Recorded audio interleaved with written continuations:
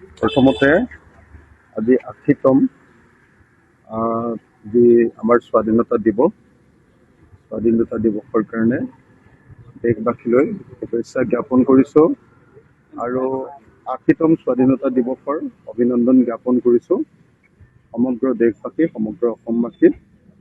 কিন্তু একেটা সময়তে আমি অসমৰ ৩খন জিলা চৰাইদেউ, শিৱসাগৰ আৰু যোৰহাট তিনিখন জিলা এই স্বাধীনতা দিৱস উদযাপন কৰিবৰ কাৰণে যি মানসিকতা থাকিব লাগে, যি ফূৰ্তি থাকিব লাগে, সেই ফূৰ্তি আমাৰ মনত নাই আজি।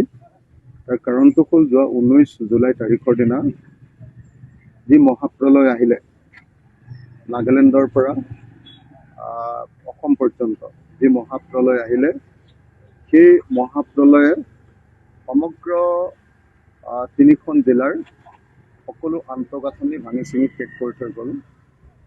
3খন জিলাৰ নাম্বাৰ 1। দ্বিতীয়তে অকল আন্তঃগাঁথনি নহয়, মোৰ নিজৰ বিধানসভা সমষ্টিৰ অতি কমেও 80% পৰিয়ালত 80% পৰিয়ালত পানী সোমালে, বানপানী হ'ল, ঘৰ দুৱাৰ কাৰোবাৰ একেবাৰে ভাগি ছিগি শেষ হৈ গ'ল, কাৰোবাৰ ঘৰ দুৱাৰ ধ্বংস হৈ গ'ল, কাৰোবাৰ ঘৰৰ ভিতৰত থকা সকলো ধৰণৰ সা সম্পদ ধ্বংস হৈ গ'ল।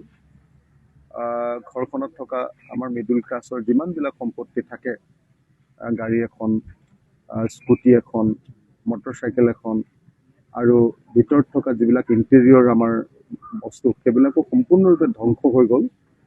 আৰু ক'বলৈ গ'লে আমি একদম সম্বলহীন, আমি একেবাৰে একো নাইকিয়া মানে মানুহত পৰিণত হৈ গ'লো।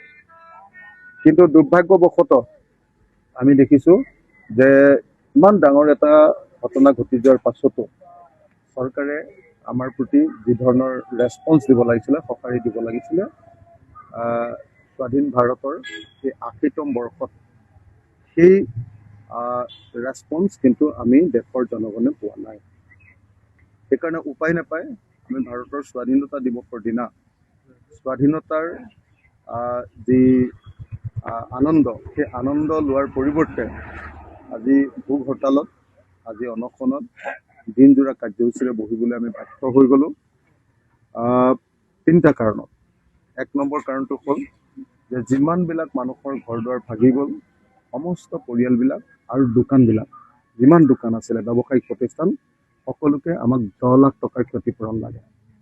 চৰকাৰে অকল 25,000 টকাৰ ক্ষতিপূৰণ দিম বুলি, আৰু লগতে আৰু নিয়ম মাফিক এটা মুৰ্গীত 100 টকা, এনেকুৱা ধৰণৰ এটা নিয়ম মাফিক ক্ষতিপূৰণ দিবলৈ চেষ্টা কৰিছে। চৰকাৰে কৈছে যে 1,70,000, 1,70,000 পৰা 3,85,000 টকা পৰ্যন্ত ক্ষতিপূৰণ পাব পাৰিব, তাতকৈ বেছি কোনো পাব নোৱাৰে।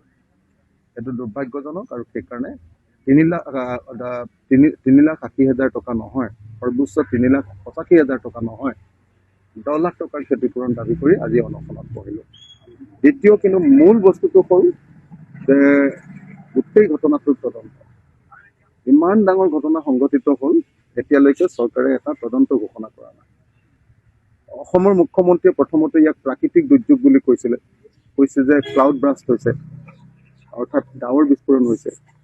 কিন্তু ইতিমধ্যে আমি গম পালোঁ যে ক্লাউড ব্ৰাষ্ট যদি হ'বলৈ হয়, তেতিয়াহ'লে প্ৰতি ঘণ্টাত 100 মিলিমিটাৰ বৰষুণ হ'ব লাগিব। কিন্তু সেইদিনা নাগালেণ্ডতো 100 মিলিমিটাৰ বৰষুণ হোৱা নাই। নাগালেণ্ডত সেইদিনা 24 ঘণ্টাত 137 মিলিমিটাৰ বৰষুণ হৈছে, ঘণ্টাত 100 মিলিমিটাৰ বৰষুণ হোৱা নাই। আৰু আমাৰ সোণাৰীতো ঘণ্টাত 100 মিলিমিটাৰ বৰষুণ হোৱা নাই, বৰং একেই 24 ঘণ্টাত 163 মিলিমিটাৰমান বৰষুণ হৈছে। গতিকে এইটোৱে প্ৰমাণ কৰে যে এইটো ক্লাউড ব্ৰাষ্টৰ কাৰণে, অৰ্থাৎ প্ৰাকৃতিক দুৰ্ঘটনাৰ কাৰণে, প্ৰাকৃতিক ঘটনাৰ কাৰণে এই ইমান ডাঙৰ দুৰ্যোগ মহাপ্ৰলয় অহা নাই। 1750 চনত কেৱল এই দুৰ্যোগ হোৱা বুলি আমি গম পাইছিলোঁ। 1750 চনত আহোম যুগত এনেকুৱা এটা ডাঙৰ দুৰ্যোগ আমাৰ দিখৌপুৰীয়া ৰাইজৰ ওপৰত হৈছিলে বুলি গম পাইছিলোঁ। তাৰ পাছৰ আটাইতকৈ ডাঙৰ দুৰ্যোগটো ইমান ডাঙৰ, ইয়াক ৰাষ্ট্ৰীয় দুৰ্যোগ ৰূপে ঘোষণা কৰা উচিত আছিলে। কিন্তু দুৰ্ভাগ্যৰ কথা যে এতিয়ালৈকে ৰাষ্ট্ৰীয় দুৰ্যোগ ৰূপে ঘোষণা কৰা নাই। প্ৰধানমন্ত্ৰী এবাৰৰ কাৰণে আমাৰ তালৈ অহা নাই, গৃহমন্ত্ৰী এবাৰৰ কাৰণে আমাৰ তালৈ অহা নাই, ইয়াক ৰাষ্ট্ৰীয় পৰ্যায়ত গুৰুত্ব প্ৰদান কৰা নাই আৰু সেইকাৰণে স্বাধীনতা দিৱসৰ দিনা ইয়াক ৰাষ্ট্ৰীয় দুৰ্যোগ নেশ্যনেল ডিজাষ্টাৰ ঘোষণা কৰিবৰ কাৰণে আমি ইয়াতে বহি প্ৰতিবাদ সাব্যস্ত কৰিছোঁ। তৃতীয় কথাটো হ'ল যে আমাৰ গোটেই জিলা তিনিখনৰ ইনফ্ৰাষ্ট্ৰাকচাৰ আন্তঃগাঁথনি কমপ্লিটলি ধ্বংস হৈ গ'ল। স্কুল সম্পূৰ্ণৰূপে ধ্বংস হ'ল, ধৰ্মীয় অনুষ্ঠান সম্পূৰ্ণৰূপে ধ্বংস হ'ল, ৰাস্তা পদূলি সম্পূৰ্ণৰূপে ধ্বংস হ'ল। গতিকে ধ্বংস হৈ যোৱা এই ইনফ্ৰাষ্ট্ৰাকচাৰ বা আন্তঃগাঁথনি পুনৰ নিৰ্মাণৰ ব্যৱস্থা গ্ৰহণ কৰিবৰ কাৰণে দাবী জনাই আজিৰ এই কাৰ্যসূচী গ্ৰহণ কৰা হৈছে।